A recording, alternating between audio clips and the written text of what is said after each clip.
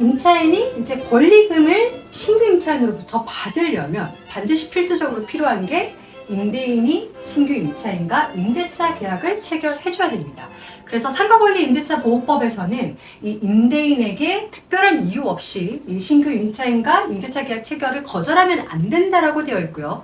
그 방해 행위 중에 하나가 이 사람이 알아서 나가 떨어지도록 현저하게 고액의 보증금과 월세를 제시하는 행위 자체를 금지하고 있습니다.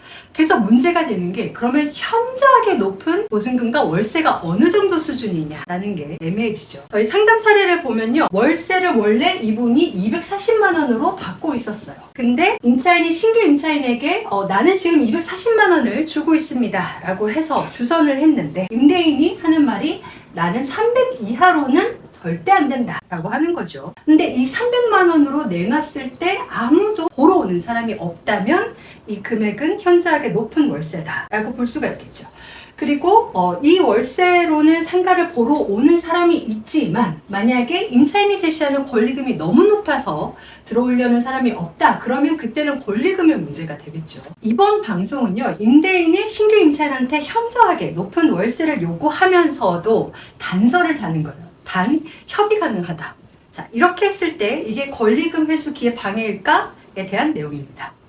임대인이 이제 기존 시세보다 좀 높은 금액을 부르기는 했지만 임대인이 이제 협의 가능하다고 했는데도 불구하고 그 신규 임차인이 이제 계약을 포기한 경우에는 협상 중에 있기 때문에 이런 경우는 권리금 방해 행위가 아니라는 이제 판례가 있지 않습니까? 그 부분이 또 좀 애매한 것 같아요. 도대체 그러면 임대인이 기존 240 받던 거를 300으로 받아야 되겠다 해놓고 신규 임차인을 이제 기존 임차인이 이제 구해에 와서 주선을 했는데 임대인이 300을 받아야 되겠다라고 하면서도 협의 가능하다 하는데 어떻게 가능한지에 대해서는 구체적인 내용을 하나도 이야기를 안 하고 시간만 질질 끌면 어떻게 하느냐 이런 문제도 또 있어요. 그렇죠. 근데 이게 법에서는 사실은 이 매물의 임대료를 얼마로 책정할 건지에 대한 거는 임대인의 자유기도 하고 근데 또 기존 임차인 입장에서는 이게 얼마인지에 따라서 본인이 권리금을 회수할 수 있는지 아닌지 문제가 있고 그러니까 이걸 이제 법원이 적정히 봐가면서 할 건데 협의 중에 있다라고 하면